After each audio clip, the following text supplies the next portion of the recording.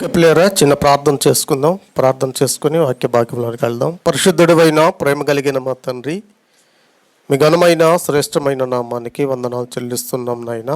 గడిచిన కాలం అంతా మీ కృపలో భద్రపరిచి క్షేమకరంగా మీ సన్నిధిలోనికి నడిపించిన విధానాన్ని బట్టి వందనాలు చెల్లిస్తున్నాం తండ్రి. ఇదిగో మీ పిల్లలు మీ వాక్యం కొరకు వేగిరిపడి మరి ప్రయాణం చేసి వచ్చారు నాయన. వారికి కావాల్సిన మాటలు మా నోట ఉంచండి. నాకును సమయోచితమైన జ్ఞానమును ప్రసాదించమని వేడుకుంటూ క్రీస్తు నామమున ఈ ప్రార్థన చేసి అడుగుచున్నాం తండ్రి, ఆమేన్. ప్రభునందు ప్రియమైన దేవుని పిల్లలారా, కొన్ని ప్రాముఖ్యమైన విషయాలు మనం విందాం. కొద్దిసేపు దేవుని వాక్యాన్ని మనం ధ్యానించుకునే ప్రయత్నం చేద్దాం. అమృత్ కుమార్ 14 సంవత్సరాలు ముగించుకొని 15వ సంవత్సరంలో అడుగు పెడుతున్నారు. దేవుని కృపను బట్టి మనుషుల దైవలను దేవుని దైవలను వర్ధిల్లుచు ఉండాలని జ్ఞానములోను మీ అనుదిన ప్రార్థనలో జ్ఞాపకం చేసుకోండి. అలాగే నాకు 46 సంవత్సరాలు పూర్తి అయిపోయి 47 సంవత్సరంలోనికి అడుగు పెడుతున్నాను. విశేషం ఏంటంటే ఇద్దరిది ఈరోజే బర్త్డే, అంటే ఇద్దరిది కలిసి వచ్చింది, అంటే ఒక్కొక్క రోజు కాకుండా. కనుక ఈ విషయంలో మీ అందరూ జ్ఞాపకం చేసుకుని మా నిమిత్తము మా కుటుంబం నిమిత్తము మీ అనుదిన ప్రార్థనలో జ్ఞాపకం చేసుకోండి. ఇంకనూ సంఘం విస్తరించేటట్లుగా దేవుని జ్ఞాన సంగతులు అనేకులకు చెప్పే విధంగా ఆ కుటుంబం గురించి మీ అనుదిన ప్రార్థనలో జ్ఞాపకం చేసుకుంటారని ప్రేమపూర్వకంగా మనం చేసుకుంటూ కొద్ది నిమిషాలు దేవుని వాక్యాన్ని ధ్యానం చేసుకుందాం. సామెతల గ్రంథము 22వ అధ్యాయం 6వ వచనంలో ఒక మంచి మాట ఉంటుంది. జాగ్రత్తగా వింటే మీకు ఈరోజు అంశం చాలా ఫుల్ఫిల్గా ఉంటుంది, మీ హృదయాలు నింపబడుతుంది. 6వ వచనంలో ఏం చెప్తున్నాడు అంటే, బాలుడు నడవవలసిన త్రోవను వానికి నేర్పుము అన్నాడు. బాలుడు నడవవలసిన త్రోవను వానికి నేర్పుము, వాడు పెద్దవాడైనప్పుడు దాని నుండి తొలగిపోడు అన్నాడు.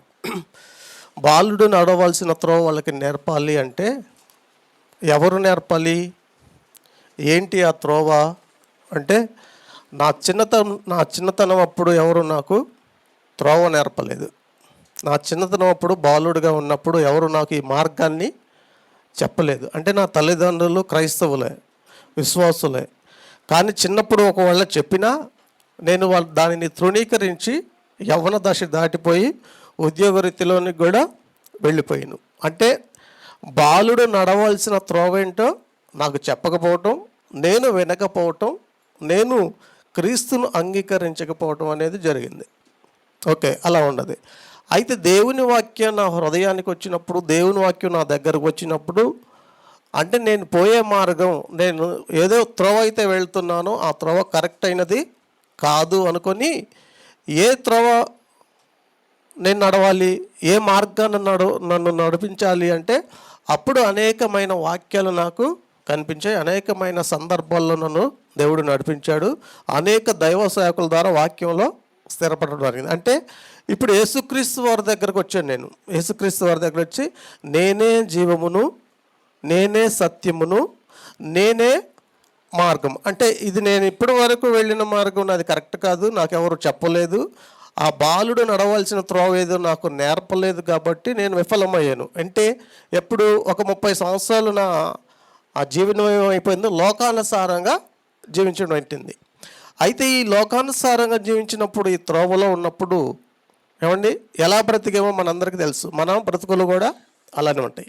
ఎప్పుడైతే ఈ మార్గాన్ని మనం కనిపెట్టుకున్నామో, క్లిప్ రైట్కి పెట్టుకొని, ఎప్పుడైతే ఈ మార్గాన్ని మనం కనిపెట్టుకున్నామో, ఆ మార్గంలో మనం నడుస్తామో, ఆ త్రోవలో మనం నివసింపజేస్తామో, ఆ త్రోవను మనం సరళం చేసే క్రమంలో మనం వెళ్ళిపోతామో, క్రీస్తు మార్గం నుండి లేదా క్రీస్తు ఆ త్రోవలో నుంచి తప్పించే ప్రయత్నాలు ఎన్నో ఉంటాయి. అది మన కుటుంబానికి కావచ్చు, నాకు కావచ్చు, అంటే మీకు కూడా ఉంటాయి. మీరు క్రీస్తును నమ్మి అంగీకరించి క్రీస్తు దగ్గరకు వచ్చిన తర్వాత, క్రీస్తులో బలపడుతున్నప్పుడు లేదా వాక్యంలో స్థిరపడుతున్నప్పుడు, బలహీన పడిపోయినప్పుడు కొన్ని సందర్భాల్లో మనం ఆ త్రోవ నుంచి తప్పించే ప్రమాదం చేస్తుంది, ప్రయత్నం చేస్తుంది. ఏం చేస్తుంది? అపవాది. అంటే నేను పోయే మార్గం కరెక్ట్ అయినా, నా త్రోవ కరెక్ట్ అయినా, ఆ మార్గంలో ఉండకుండా తప్పుడు రూట్లు అంటే వేరే రూట్లోకి వేరే మార్గంలోనికి డైవర్ట్ చేసే ప్రమాదం అపవాది మనకి కొంచెం ఉంది. అయితే దేవుణ్ణి నమ్మినా దేవుణ్ణి విశ్వసించినా మనల్ని పడవేయటానికి ఆ మార్గంలో నుంచి తప్పించడానికి ప్రయత్నం చేస్తుందా అపవాది అంటే 100%గా ప్రయత్నం చేస్తుంది. అయితే ఆ ప్రయత్నం ఎలా పడిపోతారు, అలా స్థిరంగా ఉండకుండా ఎలా పడిపోతారు అంటే మన బలహీనతలు. అందుకే మీకు ఒక క్లిప్ చూపిస్తాను, మీకు ఒక టీవీలో క్లిప్ చూపిస్తాను. మనం బలవంతులమే, లేదా మనం నడిచే త్రోవలో మనం నడుస్తున్నప్పుడు క్రీస్తుని, ఇప్పుడు మనకు పిల్లలు లేరనుకోండి, ఆ క్లిప్ చూడండి ఎలా ఉంటుందో. ఏఐ ద్వారా క్రియేట్ చేశారు. అది మేము మన ఆత్మీయ జీవితాన్ని కూడా బాగుంటుందని మనం దాన్ని యూట్యూబ్లో పెట్టాము. చూడండి, ఆ క్లిప్ అయిపోయిన తర్వాత మీకు వివరణ ఇస్తాను. ప్రభువా, నీకు స్తోత్రములు. నీ కృపతో నన్ను జ్ఞాపకం చేసుకో. నాకు మంచి ఉద్యోగం దయచేయి. మీ సాక్షిగా జీవిస్తా ప్రభువా. యేసు నామములో అడిగి వేడుకుంటున్నాను తండ్రి, ఆమెన్. ఎన్నో కష్టాలు, ఎన్నో పరీక్షలు, చివరకు దేవుని కృప వల్ల కలెక్టర్ ఉద్యోగం వచ్చింది. దేవుని కృప వల్లే నాకు ఈ ఉద్యోగం వచ్చింది.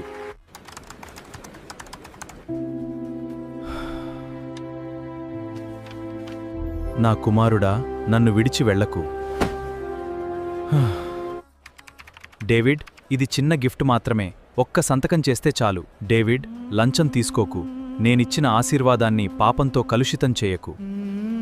తీసుకో, ఎవ్వరికీ తెలియదు. అందరూ ఇలాగే చేస్తున్నారు.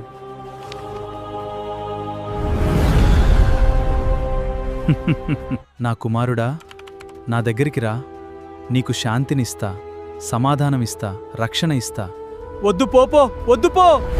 డేవిడ్, ఒక్క సిగరెట్ కాల్చు, టెన్షన్ పోతుంది. నీ శరీరం దేవుని ఆలయం, దానిని అపవిత్రం చేయకు. కాల్చు. ఒక్క సిగరెట్తో ఏమవుతుంది? సరే, ఒక్కటే.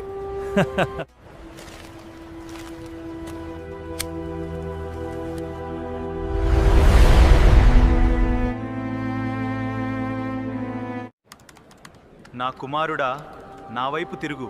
నీకు శాంతినిస్తా, సమాధానమిస్తా. వద్దు వద్దు, పోపో వద్దు. డేవిడ్, ఈరోజు పార్టీ. ఒక గ్లాస్ తాగు. నిజమైన ఆనందం నాలో ఉంది. తాగు, నీ బాధలన్నీ మర్చిపోతావు. ఈరోజు మాత్రమే. డేవిడ్, ఆ మద్యం జోలికి వెళ్లకు. అది నిన్ను నాశనం చేస్తుంది. పర్వాలేదు డేవిడ్, ఒక్క చుక్క తాగి చూడు.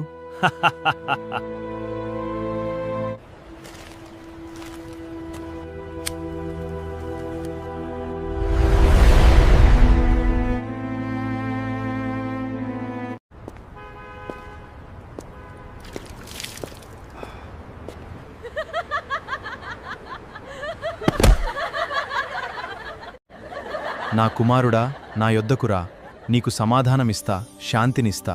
నా కుమారుడా, నా యొద్దకురా. వద్దు వద్దు పో, వద్దు పో. డేవిడ్ మత్తులో ఊగుతూ మతిస్థిమితం లేనివాడుగా వెళుతూ ఉంటాడు. అయినప్పటికీ దేవుని ప్రేమ అతన్ని విడిచిపెట్టలేదు. డేవిడ్ ఉద్యోగం పోగొట్టుకొని, డబ్బులు పోగొట్టుకొని, తినడానికి తిండి లేక, తాగడానికి డబ్బుల్లేక పిచ్చివాడిలా అరుస్తుంటాడు. శాంతినిస్తా, సమాధానమిస్తా. ప్రభువా, కాపాడు. ప్రభువా, నేను పాపిని, నన్ను క్షమించు. నీ రక్తంతో నన్ను కడుగు. నా పాపమును పరిహరింపమని యేసునామంలో అడుగుతున్నాను తండ్రి, ఆమేన్. నీవు ఎంత ఘోర పాపివైనా యేసు దగ్గరికి రా, నిన్ను రక్షిస్తాడు. ఆమేన్. ఓకే ప్రియరా, చూశారు కదా ఈ క్లిప్పు. మనం బాప్తిస్వం తీసుకున్న తర్వాత, సంఘ సహవాసంలో చేర్చబడిన తర్వాత ఎన్నో దారులు మనకు చూపించటానికి ప్రయత్నం చేస్తాడు అపవాది. ఇప్పుడు బాలుడు నడవవలసిన త్రోవ మనం నేర్పించాలి అంటే నువ్వు నీ కుటుంబము విశ్వాస జీవితంలో కొనసాగుతున్నారు అంటే దేవుని సంఘంలో సహవాసంలో మీరు కొనసాగుతున్న మీరు, సహవాసంలో ఉంటున్న వీరు, విశ్వాస జీవితంలో ఉంటున్న మనము ముందు పడిపోకుండా ఉండాలి. ఫస్ట్ ఇప్పుడేంటి, బాలుడు నడవలసిన తర్వాత వాళ్ళకి నేర్పాలంటే నువ్వు ముందు ఏమవ్వాలి, నేర్చుకో. అంటే వేరే త్రోవలోనికి వెళ్లకుండా నువ్వు స్టాండర్డ్గా నిలబడాలి. అంటే విశ్వాస జీవితంలో స్థిరంగా నిలబడాలి. నువ్వు నిలబడితే బాలుడు నడవలసిన త్రోవ ఏంటో నీకు వాళ్ళకి నేర్పిస్తాడు. ఇప్పుడు మీకు ఎలాగైతే అర్థం కావట్లేదో నేను అర్థమైతే చెప్తాను.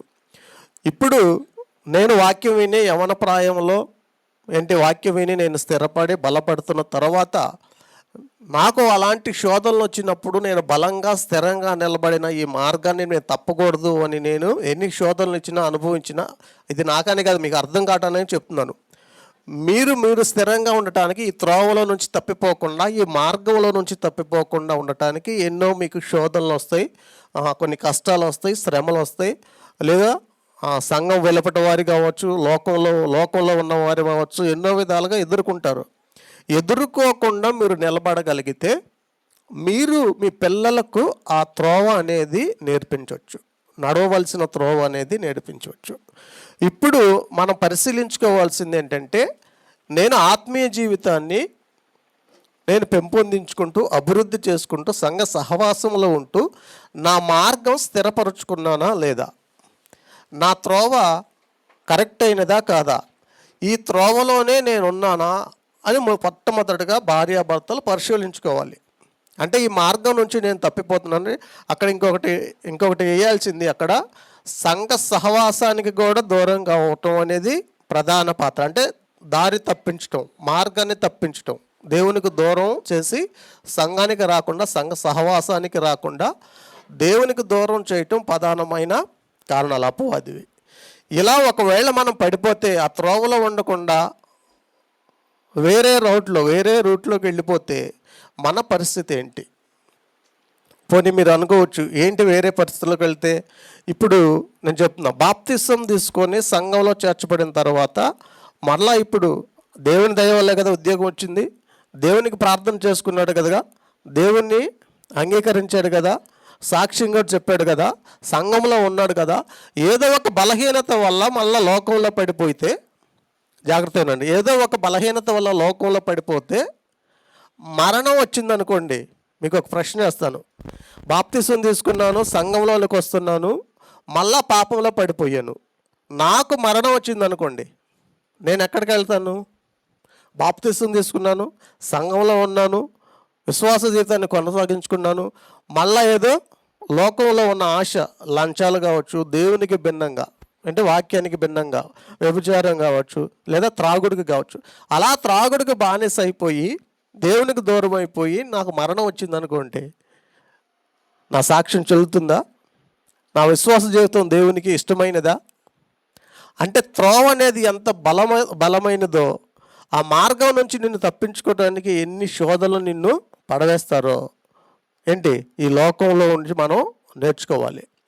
అందుకే ఇప్పుడు నేను బలపడాలి, నేను స్థిరపడాలి, ఈ మార్గాన్ని బాలుడు నడవవలసిన త్రోవలు వాడికి నేర్పాలి అంటే ఏం చేయాలి అంటే, నా పరిస్థితి నా కుటుంబానికి రాకూడదు, నా పిల్లలకు రాకూడదు. వాళ్ళను బాల్యం నుంచే లేదా బాలుడుగా ఉన్నప్పుడే దేవుని సన్నిధిలోనికి తీసుకురావాలి, దేవుని పాటలు పాడించాలి. మార్గం అంటే చెప్తున్నా, నీతి మార్గము అన్నా, క్రీస్తు మార్గము అన్నా, యథార్థత మార్గం అన్నా, ఇవన్నీ పర్యాయ పదాలు. అంటే క్రీస్తులోనికి మీ పిల్లలను ఎలా తీసుకురావాలో, ఎలా పెంచాలో కూడా ఇందులోనే మీకు వస్తాయి. అప్పుడు నేను ఈ త్రోవలో నాకు నేర్పించిన వాక్యం అంటే దేవుని వాక్యం నేను నేర్చుకున్నాను, దేవుని వాక్యంలో నేను బలపడ్డాను, స్థిరపడ్డాను. కాబట్టి నా బిడ్డలకు ఈ మార్గంలోనే నడిపించాలి, బాలుడు నడవలసిన త్రోవ ఇది అని నేను డిసైడ్ అయినప్పుడు, ఈ త్రోవలో నుంచి పక్కకు పోకుండా ఉండాలి అంటే పకడ్బందీగా ఏం చేయాలి? ఈ త్రోవలో నడిపించాలి. నేను వెళ్ళినట్లుగా వేరే రూట్లోకి అతను వెళ్ళకూడదు. మీ బిడ్డల గురించి కూడా మీరు ఆలోచించాలి. అందుకని చెప్తున్నాను.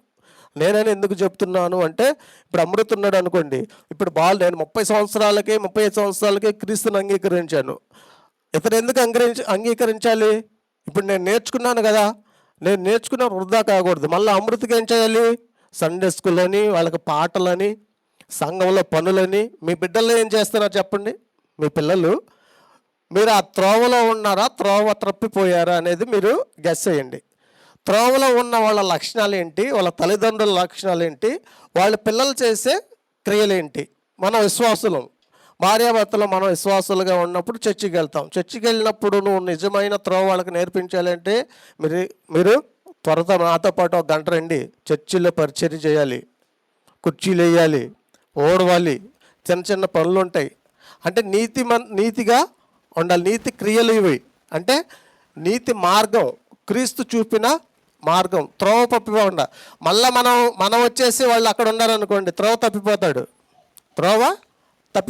ఆ త్రోవ తప్పిపోకుండా ఉండాలంటే అసలు నీ సహవాసం ఏంటి? సంఘంలో వాళ్ళ ముసలోళ్ళు కావచ్చు, వృద్ధులు కావచ్చు, యవనస్తులు కావచ్చు, స్త్రీలు కావచ్చు, పురుషులు కావచ్చు. ఈ యవన ప్రాయంలో ఉన్న లేదా వృద్ధాప్యంలో ఉన్న ఎవరైనా కానీ స్నేహితులు సంఘ సహవాసంలోనే ఉండేవాళ్ళే అయ్యి ఉండాలి. మీకు అర్థమైందా?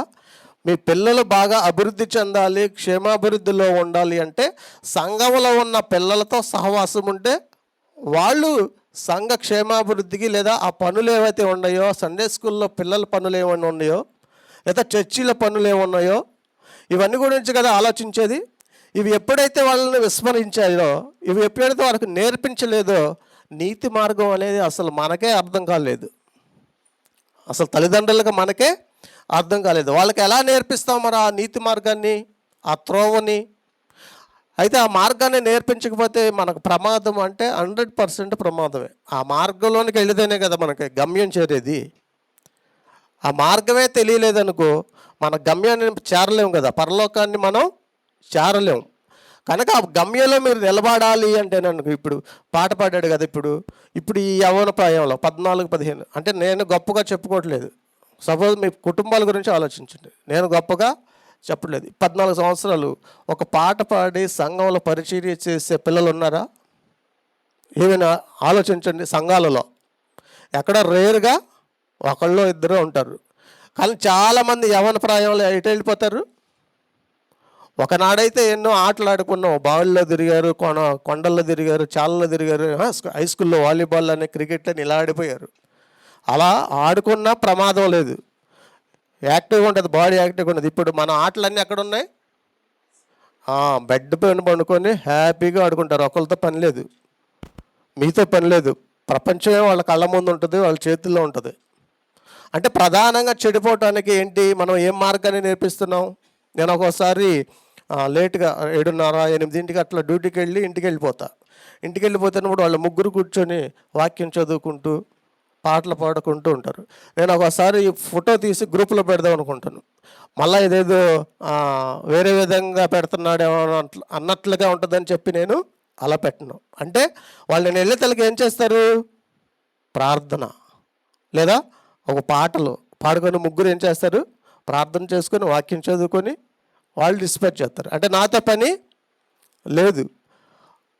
అలా కూర్చోబెట్టిన తల్లిదండ్రులు కావచ్చు. అంటే నేర్చుకునే క్రమం, ఆ త్రోవ ఎప్పుడైతే మన ఇంట్లో ఆ త్రోవ మనకు తెలియలేదో, ఆ మార్గం మనకు తెలియదో, పైకి మనం చెప్పుకుంటాం క్రైస్తవులు అని, నేను దేవుడిని విశ్వసించాను, సంఘానికి వెళ్తున్నాను, నాది క్రైస్తవ కుటుంబం అని మనం చెప్పుకుంటాం. కానీ క్రియల్లోనికి వచ్చేతలకి మనం అక్కడ అనుసరించేటట్లుగా మన బ్రతుకులు ఉండవు, మన మార్గాలు తప్పిపోతాయి. అంటే ఇందులో లేఖనాలను అతిక్రమించే వాళ్ళు ఉన్నారు. అంటే సరైన మార్గాన్ని, క్రీస్తు మార్గాన్ని అతిక్రమించే వాళ్ళు కూడా ఉన్నారు. లేఖనాలను అతిక్రమించేవారు, బోధను అతిక్రమించిన వాళ్ళు కూడా ఉన్నారు. వాళ్ళ నుంచి తొలగిపోండి అని అపోస్తలుడైన పౌలు దెస్సలోనిక సంఘంలోనికి రాస్తూ ఉంటాడు.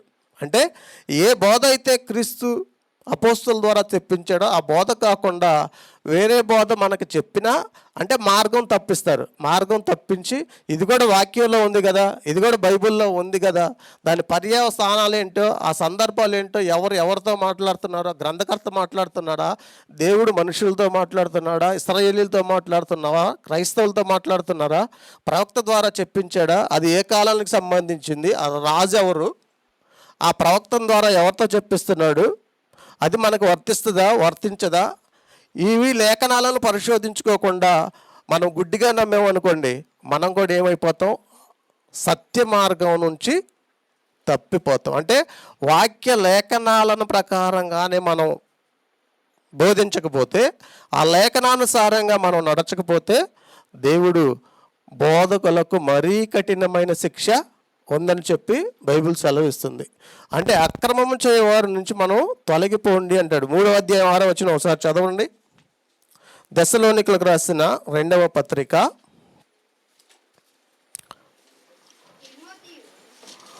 2వ పత్రిక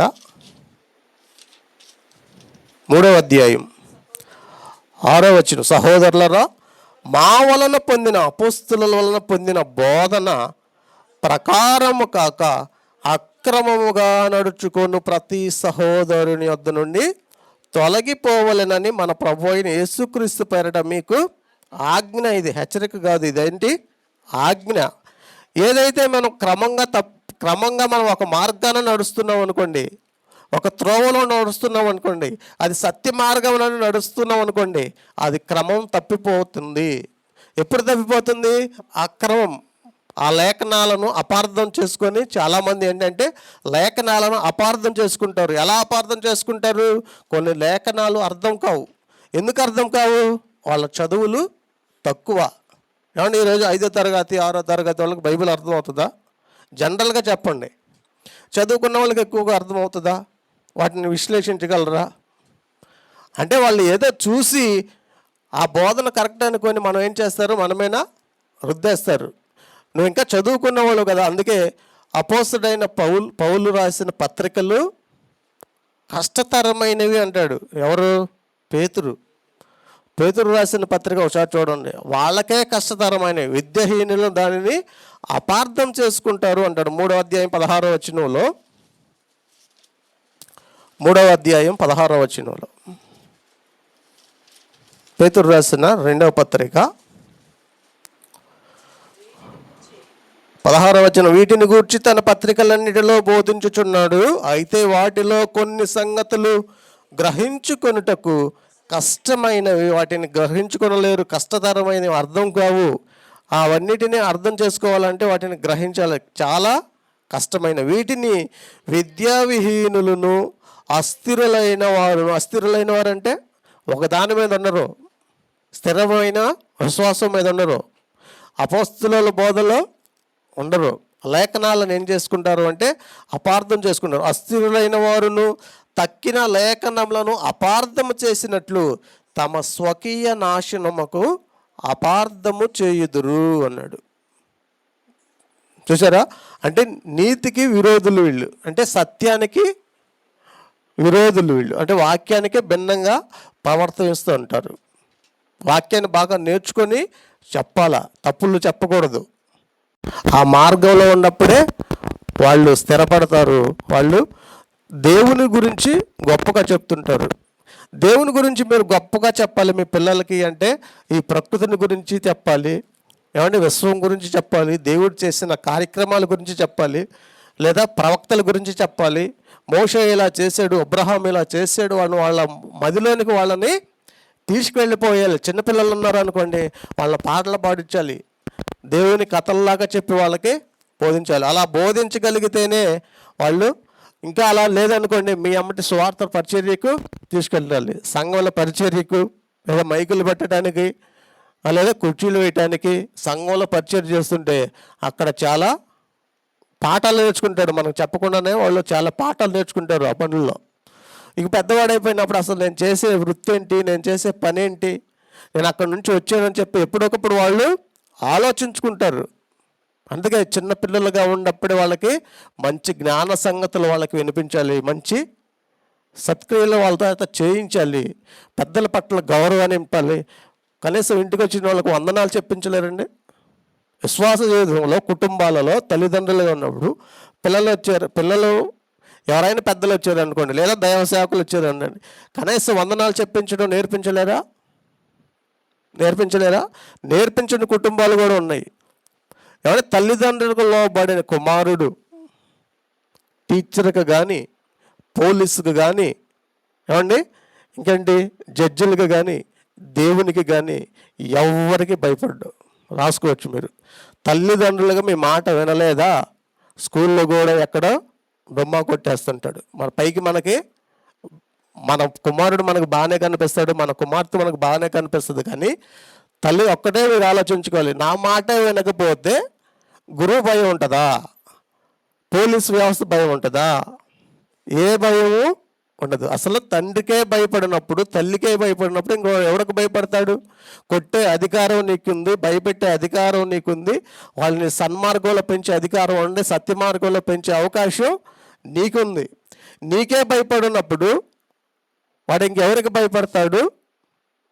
వాడిని సరిచేసే వ్యవస్థలు కానీ సరిచేసే మనుషులు కానీ ఎవరు ఉంటారు చెప్పండి. కనుక ప్రధానంగా ఏంటి, మన పిల్లలు మనకు లోబడుతున్నారు అంటే ఇంకెవరికైనా లోబడతారు. ఎవరైనా బయట వాళ్ళు చెప్పారు అనుకోండి, వింటాడు. ఇది లేదు మా నాన్న చెప్పినట్టు చెప్తున్నాడు, ఇతనేదో మా అమ్మ చెప్పినట్లు చెబుతున్నారు అనుకొని వింటాడు. మీరు చెప్పింది ఇంట్లో వింటలేదు అనుకోండి, ఇంక బయట చెప్పి ఎవరు చెప్పినా వాడు వినడు. కనుక ఈ విషయాన్ని మీరు గమనించుకోవాలి. ఎందుకు ఈ విషయాన్ని అంతగా ప్రధానంగా చెప్తున్నారంటే 10వ అధ్యాయం 17వ వచనంలో అదే సామెతల గ్రంథము 10వ అధ్యాయం 17వ వచనంలో ఒక మాట ఉంటుంది, చూడండి. 10వ అధ్యాయం 17వ వచనం, ఉపదేశమును వినువాడు దాని ప్రకారంగా జీవించేవాడు ఆ ఉపదేశాన్ని, అది తల్లి చెప్పినా దేవుడు చెప్పినా ఎవరు చెప్పినా ఆ ఉపదేశాన్ని అంగీకరించాలి, దానికి లోబడాలి, దానికి విధేయత చూపించాలి. ఆ ఉపదేశాన్ని అంగీకరించేవాడు జీవ మార్గములో ఉన్నాడు. చూడండి, ఏ మార్గంలో? జీవ మార్గం. ఏంటి ఆ జీవ మార్గం? జీవ మార్గం ఏంటంటే చెప్పండి. జీవ మార్గం అంటే ఏంటో చెప్పాలి. జీవ మార్గము అంటే మరణము లేని మార్గం. అర్థమైంది మీకు? జీవ మార్గం అంటే ఏంటంటే ఇందులో మరణం ఉండదు, జీవం ఉంటుంది. జీవం ఉండే మార్గం ఏంటంటే ఎప్పుడు జీవక్రియలు అంటే సజీవ క్రియలు, సత్యక్రియలు, మంచి క్రియలు, సంఘ సహవాస క్రియలు, నీతి క్రియలు, వీటి మీదనే దృష్టి ఉంటుంది. అవే జీవ మార్గము అంటది. అందుకే చెప్పండి, జీవ మార్గంలో ఉన్నాడు, గద్దింపునకు లోబడిన వాడు త్రోవ తప్పును అన్నాడు.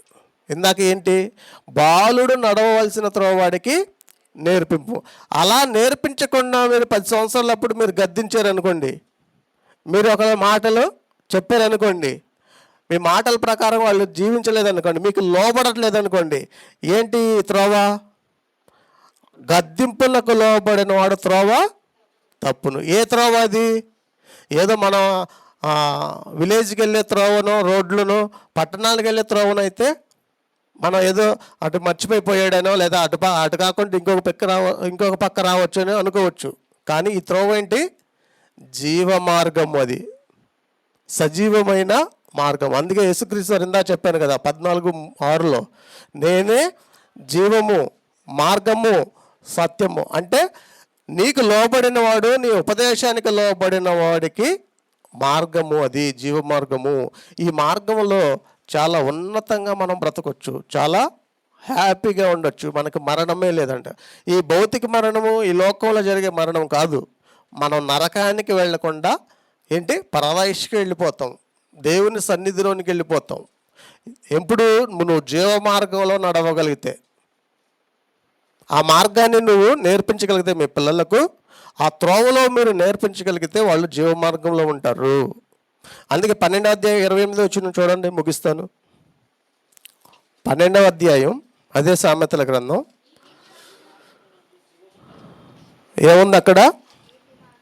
నీతి మార్గమునందు జీవం కలగ. ఆ మార్గంలో, ఆ జీవ మార్గంలో, ఆ నీతి మార్గంలో జీవం ఉంది. సంఘంలో ఏముంది? సంఘం జీవం కలిగింది కదా, సంఘ సహవాసం జీవం కలిగినది. దేవుని మాటలే కదా ఇక్కడ ప్రకటించేది. ఇది జీవం కలిగిన మార్గం. ఈ మార్గంలో మనం నడుచుకోవాలి అంటే నీతి మార్గంలో జీవం కలగదు. దాని త్రోవలో అస్సలు మరణమే లేని మార్గం ఇది. మరణమే లేని త్రోవ, ఆకలే లేని త్రోవ, మరణమే లేని త్రోవ. ఈ త్రోవను మనం మన పిల్లలకు నేర్పిస్తామా, చూపిస్తున్నామా? చెప్పండి. ఎవరు శాపగ్రస్తులు చెప్పండి? నిజంగా మన పిల్లలు ఈ త్రోవలో నడిపించకపోతే వాళ్ళ ఉసురు మనకేమైపోద్ది? తగులుతుంది. వాళ్ళని సరిగ్గా పెంచలేకపోతున్నాం, సరిగా త్రోవ చూపించలేకపోతున్నాం. అసలు నువ్వే త్రోవ తప్పినట్లు ఉన్నావు, నువ్వే గమ్యం తప్పినట్లున్నావు, నువ్వే జీవ మార్గాన్ని తప్పినట్లున్నావు. నువ్వు ఇంక పిల్లల్ని ఎక్కడ జీవ మార్గంలో నడిపిస్తావు చెప్పండి? వాళ్ళు దేవుడు నీకు ఇచ్చినందుకు, నిన్ను నమ్మి నీకు ఇచ్చినప్పుడు వాళ్ళను నువ్వు పెంచకపోగా, నువ్వు ఆ త్రోవలో నడవకపోగా దేవునికి మన వలన ఏమైంది ప్రయోజనమా చెప్పండి? కనుక ఫస్ట్ నా పిల్లలను వాళ్ళను జీవ మార్గంలో నడిపించాలి. దానికి ప్రధానంగా కావాల్సింది ఏంటంటే నేను జీవ మార్గంలో ఉండాలి, నేను ఆ త్రోవలో ఉండాలి. అంతే కదండి. నాకు ఆ త్రోవ తెలిస్తేనే కదా, నాకు ఏదైనా అడ్రస్ తెలిస్తే నేను అక్కడికి వాళ్ళకి చెప్పగలను లేదా అక్కడికి పంపించగలను. నాకే అడ్రస్ తెలియలేదు అనుకోండి, నాకే ఆ త్రోవ తెలియలేదు అనుకోండి, ఆ పిల్లల్ని ఆ త్రోవలో నడిపించే స్థితి ఏంటి, ఆ త్రోవలో నడిపించే శక్తి ఏంటి, ఆ జ్ఞానం ఏంటి? ముందు ఆ జ్ఞానం ఉండాలి కదా నాకు. ఆ జ్ఞానం ఉంటే పిల్లలను వేరే త్రోవ వెళ్తున్నారా లేదని మనం గమనించాలి, మనం అబ్జర్వేషన్ చేసుకోవాలి. ఎందుకంటే అనేకమైన మార్గాలు ఉన్నాయి ఈ లోకంలో పడిపోవటానికి, పాపంలో పడిపోవటానికి అనేకమైన మార్గాలు. ఇందాక వీడియోలు చూశారు కదా, లంచాలని ఒకళ్ళు, త్రాగుడని ఒకళ్ళు, వ్యభిచారం అని ఒకళ్ళు, దేవునికి దూరం అయిపోయి. అంటే నేను అప్పవాది నేను శోధనలో పెట్టి ఎన్నో మార్గాలను చూపిస్తుంది. ఇటు ఈ రూట్కి వెళ్తే మంచిది. అప్పవాది వచ్చింది అవ్వ ఆదం దగ్గరికి, అసలు మీరు చావనే చావరు అని చెప్పి వాళ్ళని త్రోవ తప్పించిందా? ఆ మార్గాన్ని తప్పించింది కదా. అప్పటి వరకు వాళ్ళకి ఆకలే లేదు ఏమండి, అప్పటి వరకు వాళ్ళకి దేవుడు ఏది చెప్తే అదే, అంటే జీవ మార్గంలో ఉన్నారు. ఎప్పుడైతే ఆజ్ఞను అతిక్రమించారో దేవునితో సంబంధాన్ని తెంపుకున్నారు, ఆ జీవాన్ని తెంపుకున్నారు. కనుక ఎప్పుడైతే ఈ మాటలకు మనం దూరం అయిపోతామో, మన పిల్లలకు దూరం పెడతామో, ఈ మాటలు వాళ్ళలో పరివర్తనకు రాదు. ఈ లోకం ఎప్పుడు మారిపోయింది, ఈ లోకం మారిపోయింది. మన పిల్లలకు కాదు, మనమే మనం మార్చి మన పిల్లల్ని నీతికి మార్గంలోనికి నడిపించాలి అంటే మనం చాలా బలవంతులుగా ఉండాలి, శక్తిమంతులుగా ఉండాలి, వాక్యంలో స్థిరంగా ఉండాలి. మన హృదయాలలో వాక్యం ఉంటేనే పిల్లలకు నేర్పించగలుగుతాం. వాళ్ళు నేర్పించలేదనుకోండి ఏమండి, మన జీవితాంతం మనకి నేర్పులే. చాలామంది 6 సంవత్సరాలు 7 సంవత్సరాలు లేదా 7వ తరగతి 8వ తరగతి లేదా 6వ తరగతి ఇలాంటి పిల్లలు ఉన్న వాళ్ళ తల్లిదండ్రులు ఫోన్ చేస్తూ, అన్నయ్య వీళ్ళు సహవాసంలో పడి స్కూల్కి వెళ్ళట్లేదన్నా, ఎక్కడెక్కడ తిరుగుతున్నారన్న ఫోన్లు చేస్తుంటారు. ఎందుకు అలా అయ్యారు అంటే వాళ్ళే సరైన క్రమంలోనికి రావట్లా, సంఘంలోనికి రావట్లా, సహవాసంలోనికి రావట్లా, దేవుని భయం ఏంటో వాళ్ళకి తెలియట్లా. పిల్లలు ఎలా ఉంటారు చెప్పండి, పిల్లలు ఎలా మారుతారు చెప్పండి. మీరు కూర్చుంటే కదా, మీరు బైబిల్ తీసుకొని కూర్చుంటే పిల్లలు కూర్చుంటారు. కనీసం నేను అంటే నా బ్రతుకుని ఇలా చేసుకున్నాను, ఇప్పటి నుంచైనా నేను మారాలి, అసలు నా గురించి నా పిల్లలు నాశనం అయిపోతారు, ఈ లోకానుసారం అయిపోతారు, జీవ మార్గంలో ఉండి పోరు, దుర్నీతి సాధనములుగా వాడిపోతారు, వాళ్ళ జీవితాలు వ్యర్థమైపోతాయి అని ఎవరైనా పిల్లల గురించి ఆలోచిస్తారండి?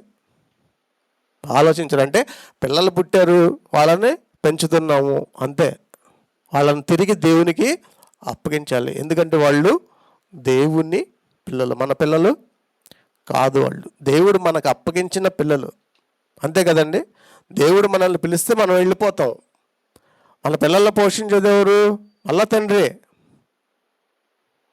కనుక ఇవన్నీ కూడా ఆలోచించుకొని మనం దేవుని పిల్లలు అని చెప్పి గుర్తెరిగి దేవుని కొరకు ఉన్నతంగా మనం బ్రతికి మన పిల్లల్ని కూడా దేవుని కొరకు పెంచాలి. ఈ మాటలు చెబుతున్నట్లుగా మనం వాళ్ళకి వాక్యాలు చెప్పించాలి, పాటలు పాటించాలి, ఆ వందనాలు చెప్పించాలి, ఏమండి పెద్దలను గౌరవించేటట్లుగా చేయాలి. ఇవే కదా. స్కూల్లో అలా ఊరుకుంటారా? స్కూల్లో ప్రేయర్ ఉంటుంది, ఏమండి నమస్కారం సార్ అని చెప్తారు, పెరడికి నమస్కారం అని చెప్తారు, అంతేగా.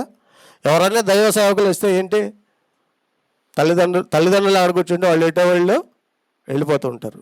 ఏం రెస్పెక్ట్ నేర్పిస్తున్నారు? విశ్వాసులైనా క్రైస్తవులకైనా మనం ఆలోచించుకుంటే మన మార్గం ఎటు వెళ్ళిపోతుంది, మన సత్యం ఎటు వెళ్ళిపోతుంది, మన వాక్యాలు ఎటు వెళ్ళిపోతున్నాయి, ఇవన్నీ కూడా ఆలోచించుకోవాలి. ఆలోచించుకొని మన పిల్లల ద్వారా ఎన్నో విషయాలు నేర్చుకోవచ్చు, లేదా వాళ్ళకు సన్మార్గంలో పెట్టించాలంటే ఈ జీవ మార్గాన్ని నేర్పించి అనేకులకు మాదిరికరమైన కుటుంబాలుగా ఉండాలని ప్రేమపూర్వకం మనవి చేసుకుంటూ ఈ నా మాటలు ముగిస్తున్నాను. చిన్న ప్రార్థన చేసి కేక్ కటింగ్ కార్యక్రమాన్ని మనం చేసి ముగిద్దాం, ఆలస్యం అవుతుంది కనుక.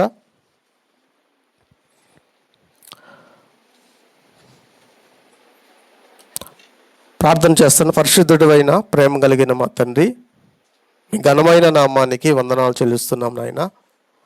మీ పిల్లలు ఎంతో ఓపికతో తండ్రి కొద్ది మాటలు చెప్పగలిగిన శక్తిని, సామర్థ్యాన్ని, జ్ఞానంను అనుగ్రహించారు. అందుని బట్టి వందనాలు తండ్రి. ఏదైతే జీవ మార్గాన్ని తప్పి ఏ త్రోవలో అయితే నడుస్తున్నారో తండ్రి, ఆ త్రోవ నుంచి మీ మార్గంలోనికి నడిపించే శక్తిని, సామర్థ్యాన్ని బిడ్డలకు అనుగ్రహించండి. ముందుగా వాళ్ళ తల్లిదండ్రులకు మంచి జ్ఞానమును, వివేకమును అనుగ్రహించండి. త్రోవ తప్పిపోకుండా మరణమే లేని త్రోవలోనికి మమ్మలను రప్పించే మంచి యోధులుగా మీ స్వార్థ పనులు అనేక మందికి ఈ వాక్యాలను అందించే బిడ్డలుగా ఉండటానికి సహాయం చేయమని వేడుకుంటున్నాను. ఇంకనూ ఈ లోకానుసారంగా బ్రతకక, ఈ లోక ఆచారాల్లో బ్రతకక, పాపంలో బ్రతకక, మీ నిమిత్తము మీ కొరకు మేము ప్రయాసపడి మీ పనిలో ఉంటూ మరణాన్ని ఏలే బిడ్డలుగా ఉండడానికి సహాయం చేయమని వేడుకుంటూ యేసుక్రీస్తు అతి శ్రేష్టమైన నామమున ఈ ప్రార్థన చేసి అడుగుచున్నాం తండ్రి. ఆమేన్.